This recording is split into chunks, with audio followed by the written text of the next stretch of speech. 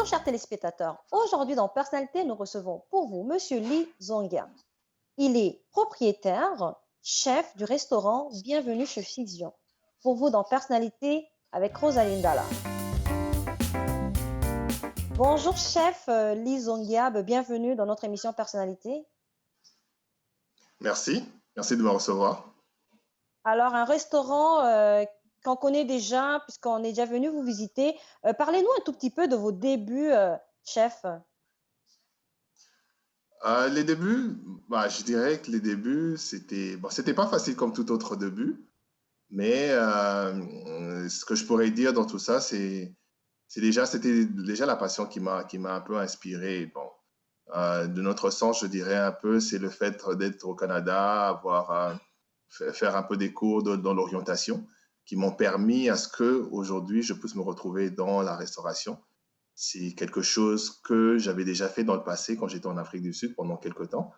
Et puis, en venant ici, en cherchant quoi faire, puisque j'ai toujours voulu travailler dans mon propre, avoir mon propre business, en faisant des cours d'orientation, c'est comme ça que je me suis retrouvé en train de pouvoir faire la restauration.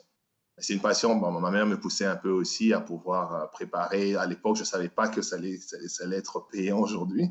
Mais aujourd'hui, j'en fais une carrière et je dirais, je suis content. Je suis content. Alors, quand vous dites que c'est votre mère qui vous poussait, est-ce que c'était par obligation ou parce qu'elle trouvait quand même que vous avez cette tendance-là à aimer la cuisine ou avoir un goût assez fin sur des plats? En fait, ce qu'elle faisait au départ, elle disait toujours un jour, vous allez aller habiter seul. Donc, il faudrait que vous appreniez comment préparer. Je préparais pour mes frères, je préparais pour mes sœurs. Bon, vous savez qu'aussi à l'époque, les parents, quand il y avait un peu l'ancien régime Mobutu et tout ça, les choses avaient un peu changé. Il fallait commencer un peu à se débrouiller, etc. Et bon, c'est comme ça que j'ai commencé à préparer pour mes frères, pour mes sœurs. Moi-même, je ne m'attendais pas en sortant du pays, que ça allait être payant aujourd'hui, puisqu'aujourd'hui, je peux quand même faire différents plats, mais qui sont partis d'une base de ma mère. Mhm. Alors là, les cuisines particulières, pardon, que vous faites, on a la cuisine antillaise et la cuisine africaine. Pour vous, pourquoi est-ce que vous avez choisi comment je peux dire ça, ces deux pays-là ou ces deux continents-là ou ces deux façons de faire? Au départ, j'avais commencé avec la cuisine africaine, puisque c'est mes origines déjà. Euh, je m'étais basé avec les plats de chèvre, le poulet barbecue. J'ai eu un peu d'expérience aussi avec différents chefs avec qui j'ai travaillé dans le passé. La cuisine caribéenne haïtienne, celui-là, je l'ai doté de mon deuxième restaurant. J'avais ouvert à une place où il y avait déjà la cuisine caribéenne haïtienne. Alors, qu'est-ce que j'ai fait? C'est que au départ, je voulais m'associer avec la personne qui avait ce genre de cuisine-là, puisqu'il y avait déjà une clientèle qui existait au lieu où j'avais commencé. Sauf que, bon, la personne voulait juste s'en aller. Et c'est comme ça que j'ai commencé la cuisine haïtienne. Et j'en ai fait les deux. Je me suis dit, bon, autant mieux changer de nom, puisque le nom était Fusion d'Afrique, qu'on a changé pour Bienvenue chez Fusion, pour faire une fusion des deux cuisines.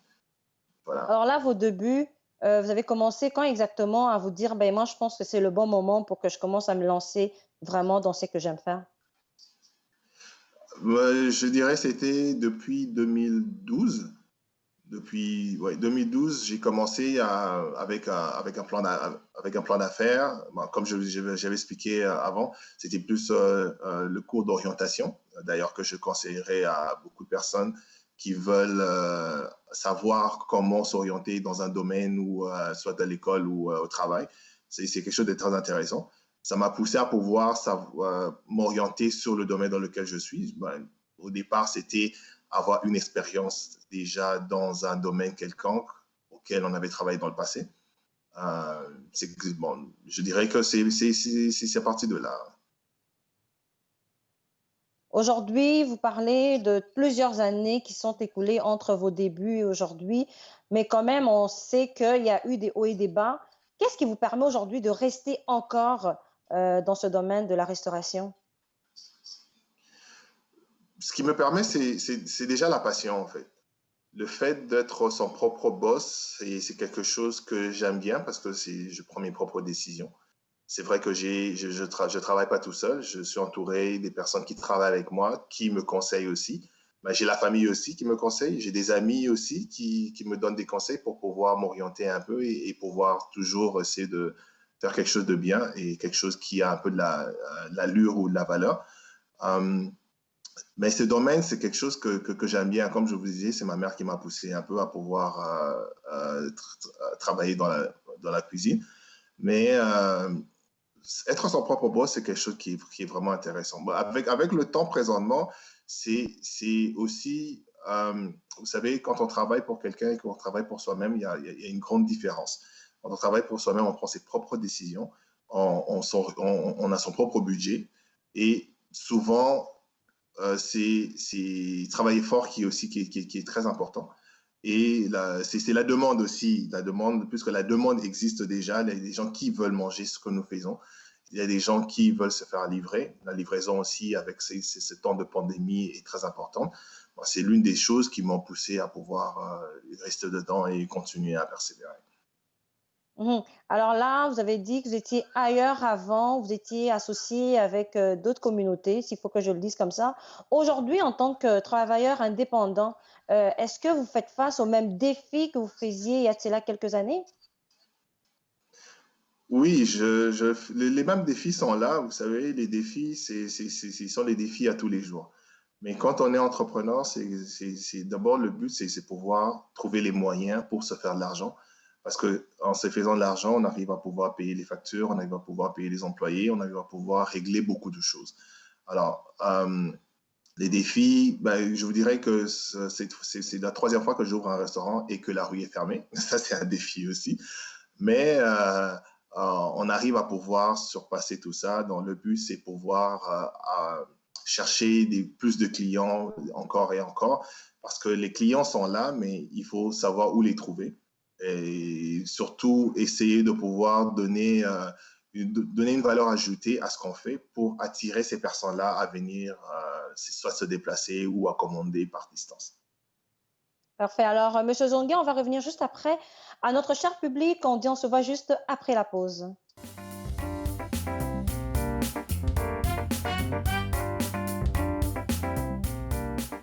Chers téléspectateurs, nous voilà de retour avec Monsieur Zonga, chef et propriétaire d'un restaurant à Montréal.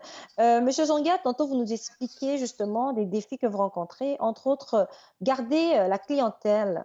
Quelle est la clé que vous avez trouvée aujourd'hui pour essayer de garder cette clientèle-là ou toujours essayer de se réinventer? Qu'est-ce que vous essayez de faire?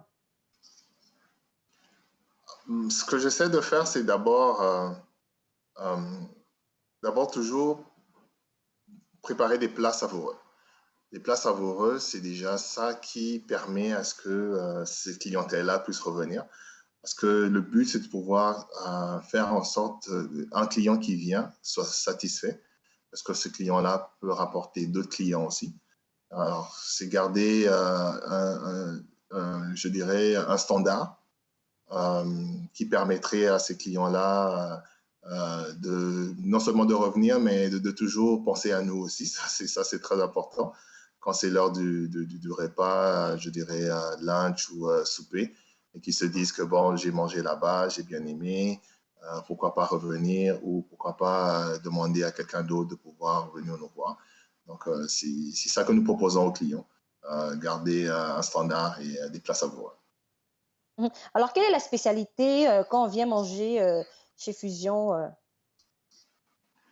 La spécialité, déjà, comme je le mettrais sur deux parties, on a deux types de cuisine, la cuisine africaine et la cuisine antillaise caribéenne.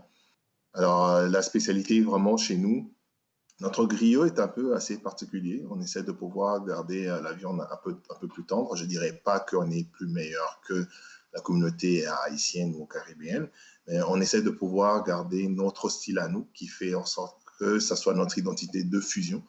On a notre chèvre aussi qui est quand même assez tendre. Et puis, nous avons d'autres plats que nous avons rajoutés dans le menu qui permet, pour ne pas seulement rester dans les deux plats que je viens de citer, le griot ou la chèvre, qui permet à ce que la clientèle puisse avoir un menu varié. Donc aujourd'hui, il peut commander le griot, demain, il peut commander la chèvre ou commander les plats comme le bœuf tasso qui est le bœuf tasso, le poulet sauce qui sont des plats haïtiens ou antillais. Aussi, d'autres plats que nous avons rajoutés comme le poulet yassa, nous avons le poulet barbecue, nous avons notre poisson qui est un peu typique de style congolais, qu'on appelle le Thompson chez nous, qui est appelé le maquereau. Donc, on essaie de mettre des plats assez différents. Bientôt, on essaie de travailler pour avoir aussi le ndolé qui est du Cameroun, puisque le chef que j'ai présentement il est du Cameroun, donc la spécialité pour revenir de là. Nous avons aussi un menu quand même assez particulier qui est la poutine. Notre poutine est au banane plantain, par contre. Donc, on essaie de pouvoir varier un peu ça pour garder un peu ce standard-là et que le client puisse quand même revenir et goûter à chaque plat. Et puis, il y a d'autres personnes qui prennent la même chose à tous les jours. Ça ne nous dérange pas. Est-ce qu'il y a des gens qui prennent le risque justement en venant pour dire, ben, j'ai jamais goûté ce plat-là, je veux goûter. C'est la poutine, ça a toujours été aux frites comme on le connaît. Pourquoi est-ce qu'avoir pensé au banane plantain? D'abord, comme j'expliquais tout à l'heure, le but de la restauration, bienvenue chez Fusion, ce que nous faisons, c'est vraiment prendre des plats qui existent déjà, mais mettre une fusion avec une touche un peu africaine. Comme la poutine, c'est québécois, c'est une poutine c'est un plat qui est en valeur ici au Québec ou au Canada en général.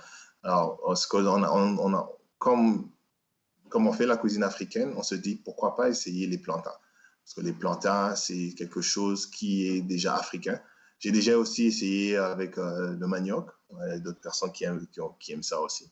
Présentement, je ne le mets pas sur le menu. Le menu est quand même assez large. D'autres menus, on le fait pour des plats, pour de demandes sur un service traiteur ou dans le style, parce qu'on peut faire beaucoup de choses. Sauf qu'on se limite un peu pour ne pas avoir un menu trop élargi et ne pas pouvoir répondre à la demande de la clientèle. Donc, on essaie de garder un menu simple, mais on a d'autres menus qu'on fait comme des spéciales du jour qu'on fait. Comme là, on a un spécial comme pour cette semaine qui est le croupion de dinde fumé qu'on grille ensuite, on assaisonne et qu'on grille ensuite sur le barbecue. Donc, on a des plats comme ça. Donc, comme je disais, le menu est assez large, mais on essaie de pouvoir aller vraiment avec la tendance pour avoir des plats que le client peut avoir tous les jours et des plats qui sont des spéciaux du jour ou de la semaine, dépendamment. Alors là, vous avez dit tantôt que les gens venaient pour dîner, puis après, il y en a qui viennent aussi pour souper. Est-ce que vous êtes ouvert tous les jours ou vous avez des jours comme ça où le restaurant reste fermé? Nous sommes ouverts du mardi à dimanche. Alors, les heures, c'est de midi à 22 heures. Nous avons pris ces heures-là parce que nous savons qu'à l'heure du midi, il y a des gens qui sont au travail. On a même des menus pour emporter ou pour enfants qui sont, moi j'appelle ça des petits plats qui permettent à ce que quelqu'un qui est au travail, par exemple, ou quelqu'un qui n'a pas trop faim, peut pouvoir manger un plat qui lui permettrait de pouvoir passer sa journée. On a des plats comme ça. Alors, c'est des jours donc, de midi à 22 heures, de mardi à dimanche. Nous sommes ouverts sauf les lundis, c'est la seule journée pour le moment. C'est un repos. D'accord. Mais on reproche très souvent aux restaurants africains, je veux le dire comme ça, d'avoir un mauvais service à la clientèle. Est-ce que vous avez déjà entendu parler de ça? Oui, bien sûr. C'est d'ailleurs, nous, la base, c'est de pouvoir travailler sur ce service à la clientèle. Parce que le service à la clientèle, c'est la base, pas seulement d'un restaurant, mais la base d'un business comme tel. Parce qu'un client qui, déjà, par exemple, le but, c'est quand le client arrive et à sa sortie, qu'il puisse se sentir toujours bienvenu. Alors, quand un client arrive, par exemple, qui n'est pas salué ou bien qui n'est pas pris, qu'on ne prend pas soin de lui, il est déçu. Ou quand, à la fin, on ne prend pas soin de lui ou qu'on ne le sert pas correctement, il est déçu. Donc, la base chez nous, ici, c'est vraiment le service à la clientèle qui est très important, que ce soit au téléphone ou que ce soit même si, quand on reçoit les commandes avec avec, avec les Uber ou les skip the dishes. On essaie toujours de pouvoir répondre à la demande du client. Parce qu'il y a d'autres clients qui écrivent pour dire que voilà, je veux telle chose, telle chose. C'est des choses qui font, je dirais, qui sont à la base. Donc, nous travaillons beaucoup sur ça pour toujours obtenir un bon résultat. Bon, c'est vrai que nous ne sommes pas parfaits, mais nous essayons de pouvoir atteindre cette perfection pour satisfaire nos clients. Parfait. Alors, Monsieur Zonguet, on revient juste après la pause à notre cher public. On se voit juste après la pause.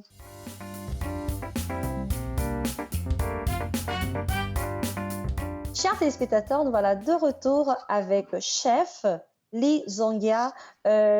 Chef, tantôt, vous nous parlez justement de ces plats-là, fait que ça donne le goût de manger. Mais on sait que la nourriture africaine, là, ça prend du temps pour que ça soit prêt. Comment est-ce que vous arrivez à programmer vos livraisons, que ça soit à temps? En fait, on a notre site de préparation parce que c'est vrai que ça prend du temps en général.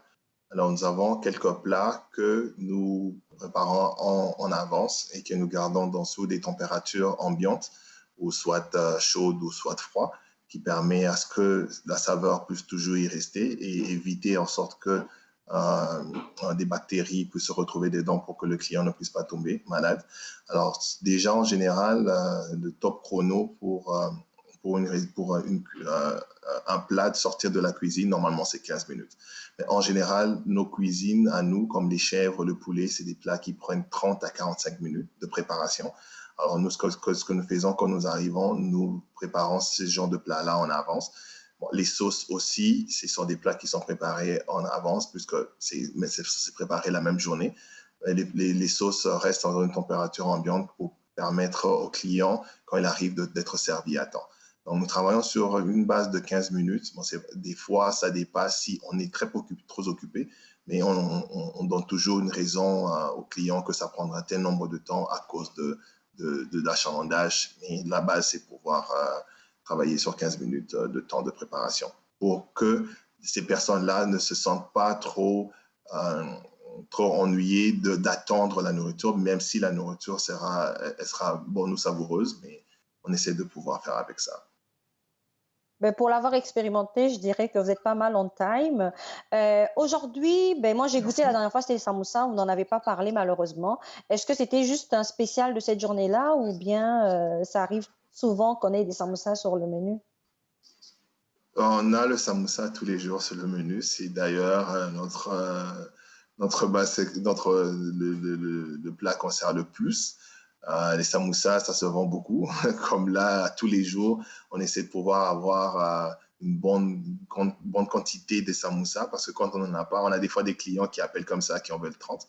Alors, on essaie toujours d'en avoir un peu plus. Aujourd'hui aussi, là, j'ai une équipe qui est là, qui est en train de travailler sur ça aussi pour pouvoir toujours avoir des samoussas. C'est des choses qui vont comme des petits pains, comme on dit. Donc, Parfait. Alors là, c'est recommandé. On va goûter les samoussas chez Fusion. Aujourd'hui, nous sommes vraiment dans un temps critique. Ça fait beaucoup de mois que nous sommes là-dedans, à la pandémie. Est-ce que vous rencontrez des difficultés en tant que chef aujourd'hui, indépendant, où vous vous dites que je risque de refermer pour une autre fois? les difficultés, c'est vrai qu'elles sont là, mais vous savez, pour moi, les difficultés, chaque fois qu'il y a une difficulté, il y a une solution aussi. Alors, le but, c'est de pouvoir trouver des solutions pour pouvoir passer de travers. Et si on commence à pouvoir penser aux difficultés, le mettre en avant, ça veut dire qu'on ne pourra pas aller loin et on ne pourra pas faire ce qu'on fait à tous les jours. Dieu merci pour moi, l'équipe avec qui je suis sont quand même des gens qui sont motivés malgré la pandémie. Elles sont là, elles sont en train de travailler. Euh, nous essayons toujours de pouvoir avoir l'esprit positif et puis voir ce qu'on peut faire de mieux ou comment peut-on faire pour pouvoir éviter. D'ailleurs, on essaie aussi de suivre un peu beaucoup les informations, les règles aussi de distanciation, mettre des plexiglas et tout ça pour pouvoir éviter à ce que le client qui vient chez nous se retrouve malade, des désinfectants ou même partout où je vais, essayer de pouvoir toujours trouver des précautions pour pouvoir rester déjà en vie, ce qui est important, et de rester en santé. Ça aussi. On va pas se le cacher, là, vous êtes quand même dans un endroit qui est très, très, très fréquenté. OK? Là, vous êtes en plein centre-ville aujourd'hui. Est-ce que vous avez les mêmes personnes qui viennent ou c'est souvent les clients qui arrivent qui sont nouveaux pour vous? Comme c'est une nouvelle place, nous avons quand même beaucoup de curieux, des clients qui sont nouveaux. On a aussi les mêmes personnes des fois qui viennent. Nous essayons de pouvoir les servir du mieux qu'on peut, toujours donner ce service à la clientèle donc, qui est la base de notre vision. Donc, c'est quand même une clientèle qui est variée. Et au restaurant, on ne peut jamais savoir qui va frapper à votre porte. Ça peut être quelqu'un qui est un cadre, ça peut être quelqu'un qui est un ministre, comme on ne les connaît pas toutes. Ils viennent, ils mangent, ils partent ou ils commandent et ils partent. Donc, c'est pouvoir vraiment essayer de garder un standard qui essaie de permettre les autres personnes à rester en bonne santé aussi. Alors, pendant qu'on se parle, je sais qu'il y a certaines personnes qui sont en train de se dire, en fait, c'est quoi l'adresse? On attend écouter l'adresse. Je vais vous laisser aller avec ça, le mot de la fin, et je veux clôturer après. D'accord. Alors, l'adresse, elle est simple, c'est 1439 sur la rue Atateken, Atateken. C'est à Montréal. Nous sommes pas loin du métro Berry-UQAM et pas loin du métro Baudry, la ligne verte. C'est la rue Atateken. Nous sommes situés entre la rue de Maisonneuve et de Sainte-Catherine. Maisonneuve, c'est vrai que présentement, la rue elle est fermée. Je conseillerais aux personnes qui veulent venir nous voir de passer par la rue René-Lévesque, l'entrée René-Lévesque pour pouvoir venir jusqu'à nous. Voilà. Donc, et puis, vous pouvez aussi nous trouver sur Internet. Sur Internet, nous sommes en train de faire des updates qui permettraient à ce que les personnes de nous retrouver ou de savoir nos heures d'ouverture exactes, puisque nous avons changé de lieu. Alors là, nous faisons des updates, mais présentement, il y a certaines plateformes qui sont déjà updates. Mais nous sommes là et nous sommes prêts à pouvoir vous recevoir. N'hésitez pas à nous contacter. Le numéro de téléphone, d'ailleurs, c'est le 438-881-1500. Voilà. Alors, l'adresse est là, le numéro de téléphone aussi. Alors, à notre cher public, on va certainement revenir vous voir parce que je confirme, c'est une très belle place où vous êtes maintenant. Merci beaucoup, chef, pour votre temps. Merci à vous de m'avoir reçu. Ça nous fait plaisir. À notre cher public, on se voit le jeudi prochain avec une nouvelle personnalité. Au revoir.